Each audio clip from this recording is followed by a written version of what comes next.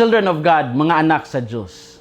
Sa pinulungan nga Hebreo, adunay nagkalain-lain nga layers ang mga pulong nga mahimong hubaron sa term nga enemy o kaaway. Ang unang pulong mao ang oyeb nga nagpasabot usa ka tawo nga aktibong nakigbatok o nagtinguha sa pagdaot nimo. Ang ikaduha mao ang char nga nagpasabot nga mo'y hinungdan sa kalisod o kagulanan. Ang ikatulo mao ang sone nga tawo nga adunay pagdumot o dili maayong pagbati bato kanimo. Busa sa pagsabot sa mga Hudiyo, dili tanang kaaway pareho og kahulugan, naay layers. Ang uban aktibo nga naghuna-huna og kadaot nimo. Ang uban nahimong hinungdan sa imong kasakit. Ang uban nagdumot lang sulod sa ilaw usab nga kasing-kasing. Apan sa kultura nga Hebreo, dako kayo ang paghimugat sa kaangayan ug hustisya. Mao nga sa dihang miabot si Jesus ug nagtudlo nga higugmaon ang kaaway.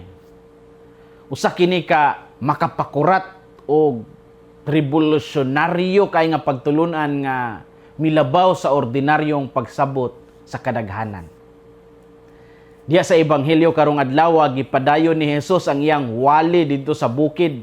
Pinaagi sa usa sa labing lisod ni diya nga sugo. Wala lamang niya giingon nga higugmaon nato ang atong silingan. Iyang giingon nga higugmaon nato ang atong mga kaaway ug iampo kadtong mga naglutos kanato. Unsa may makutlo nato karong adlaw? Unang punto, ang Kristiyanong gugma labaw sa ordinaryong gugma sa kalibutan. Bitaw sayon ra ang paghigugma sa mga tawo nga naghigugma usab nato. Sayon ang pagtabang sa mga tawo nga maayo ang pagtratar kanato. Apan si Jesus nag-ingon nga wala ni special nga merit. Bisan ang mga maniningil og buhis ug ang mga makasasala makahimo man usab ni ana. Ang tinuod nga timailhan sa tinun-an ni Kristo makita sa iyang pagtratar sa mga lisod higugmaon. Love your enemies and pray for those who persecute you. Matthew 5:44. Sa binisaya pa nga hubad, higugmaa ang inyong mga kaaway o pag-ampo alang sa mga naglutos kaninyo. Ang gugma nga gitudlo ni Jesus, wala magpasabot nga muuyon kita sa dautan nga binuhatan. Wala usab kini nagpasabot nga pasagdan na lamang ang mga injustices. Ang iyang gipasabot mao nga dili nato tugutan nga ang pagdumot maoy maghari sa atong kasing-kasing. Usahay adunay mga tawo nga makapasakit pag-ayo nato. Tingali natay mga higala nga nasuko nato, natay mga paryente nga nasilo nato, tingali adunay mga tawo nga bitter sa ilang paglantaw sa atong mga maayong buhat. Ang unang reaksyon kung makabalo ka nga nasuko nimo, usay may tendency pud ang masuko.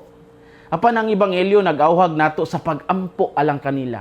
Ang pag-ampo dili dayon makawagtang sa sakit nga atong nabati. Apan kini makasugod sa pag-ayo sa atong kasing-kasing. Ang Kristiyanong gugma labaw sa ordinaryong gugma sa kalibutan. Ikaduhang punto, gitawag kita sa pagkahingpit pinaagi sa gugma. Sa katapusan sa ebanghelyo, giingnan kita ni Jesus nga mahimong hingpit sama sa atong amahan sa langit. Wala pud ni nagpasabot nga dili data makasala. Ang gipasabot niini mao ang pagkahamtong sa gugma. Maturity in faith, maturity in love. Ang amahan wala magpili lamang sa mga maayo nga tawo. Busa ang Kristiyanong pagkahingpit makita sa abilidad sa paghigugma bisan lisod. Ang pagkahingpit usa ka proseso o dili kalit nga mahitabo. Dili ni sidya overnight. Matag adlaw daghan tag mga higayon nga mahimong mahingpit sa gugma. Ang kalibutan karon puno sa pagkabahin-bahin o panag-away. Sayon kayo ang pagpakaylap o kasuko pinaagi sa mga pulong o o diha sa social media. Mangaway lang kag usa sa social media, daghan nagmulaban ato imong giaway, labo-labo na. Apan ang mga sumusunod ni Kristo gitawag sa pagdalag kalinaw. Dili kita mahimong pareho sa kalibutan nga dali mudumot og mubalos. Gitawag kita sa pagpakita sa lain nga paagi.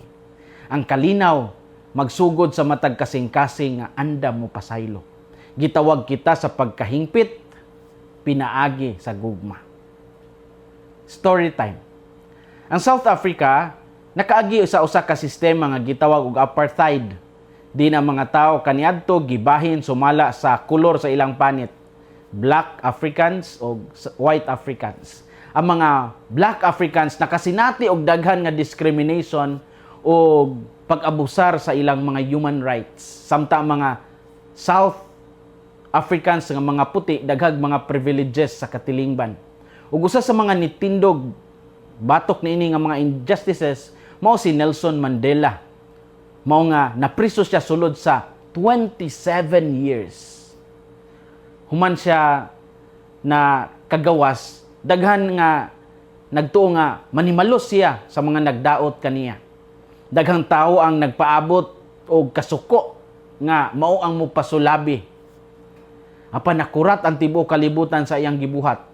Gipili ni Nelson Mandela ang dalan sa pakig-uli og pagpasaylo. Nanawagan siya alang sa panaghiusa sa nasod imbis nga panimalos. Bisan dili siya hingpit nga wala siya nakahingpit nga nakalipay sa uban nga gustong manimalos siya, ang iyang ehemplo nagpakita nga ang pagpasaylo posible gyud ay. Ang kinabuhi ni Nelson Mandela nagpahinumdom nato nga ang kalinaw magsugod sa kaisog sa pagpili sa gugma imbis nga manimalos. Children of God, mga anak sa Dios, karon usa ka hingpit nga pagtulunan nga dili sayon tumanon ang gihatag ni Jesus kanato. Ayaw tuguti nga ang pagdumot mo'y maghari sa imong kinabuhi. Pagampo alang sa mga nakasakit kanimo.